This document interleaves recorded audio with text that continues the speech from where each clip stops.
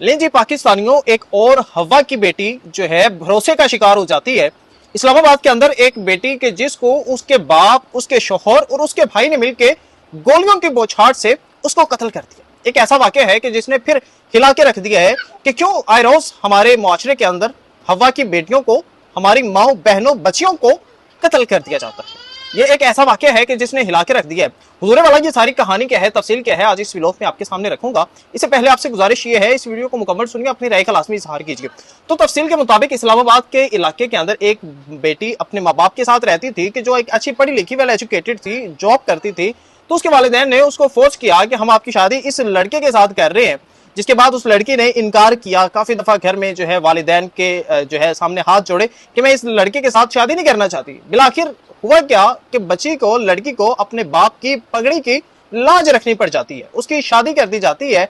शादी के 8-9 माह बाद जब वो लड़की उस बंदे से, उस शोहर से तंग आ जाती है, तो वो ऐसा करती है, अपने माँ बाप के घर आने की बजाय वो लाहौर में अपने किसी अजीज के घर ठहर जाती है, अपना नंबर ऑफ कर देती है। जिसके बाद वो बंदा, वो उसका शोहर, उसके ससुर से, उस लड़की के वालिद से राब्ता करता है कि भाई आपकी बेटी जो है वो भाग गई है, उसने मुझे खुला का नोटिस भेज दिया है, मुझसे तलाक ले लिया। अब 3 माह गुजरते हैं, 4 माह गुजरते हैं, तो वो लड़की जो है उसके साथ किसी तरीके से उसका वालिद या उसका भाई राब्ता करता है ताकि पता चले कि हमारी बेटी है कहाँ पे, आखिर वो गई है तो गई कहाँ पे।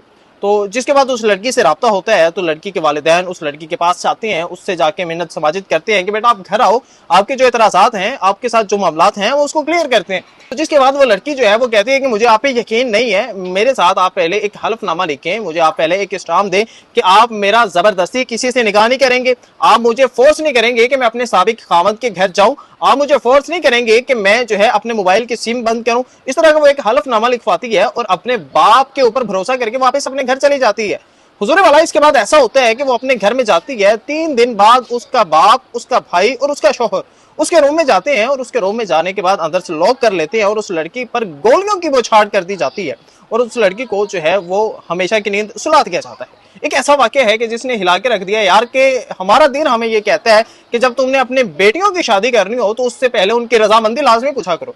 ये आज के वो लोग जो नाम निहाद अपनी इज्जतों के दावेदार होते हैं, अपनी बेटी पर जुल्म, तशद्दुद, बर्बरियत इन पे होती रहे तो इनकी लाज, इनका मान बड़ा रहता है, लेकिन जब वो बच्ची अपने ऊपर तशद्दुद बर्दाश्त नहीं करती तो इनकी गैरत जाग जाती है और ये इस तरह उनको कत्ल कर देते हैं। ये एक ऐसा वाकया है, आप अपनी राय का लाजमी इजहार कीजिए कि इस तरह का वाकया कहीं पे हो, आप उसको किस नजर से देखते हैं। इसी के साथ मैं आपसे इजाजत चाहूंगा। आपका होस्ट सुफियान राजपूत।